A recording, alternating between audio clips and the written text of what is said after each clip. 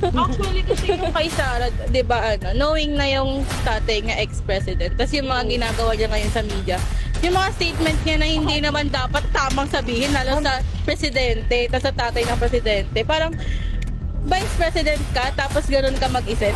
Ma'am, napaka-importante niya na kasi wala akong balak itanong yan today. Pero binanggit niya yan, ma'am. Narinig niyo sinabi niya na hukayin ko yung bangkay ng tatay ni Bibi. Di ba? Kahit sinong normal na tao, hindi ganun mag-isip eh. Kahit galit ka pa, di ba? Vice President ka, tapos ganun ka mag-isip. Ibig sabihin, may iba yung pag-iisip mo, may something ka na, kaya mo, capable kang gumawa ng ganong bagay. Hindi lang sa Vice President. Kasi kung normal, may isip mo ba yun? Oo, di ba? Si Sir Obs. Okay. So, you think, ma'am, even if you're not a vice president, it's not normal to say that? Yes po. Opo. Kasi, Especially when you're a vice president. yes. Opo. Hindi lang sa image eh.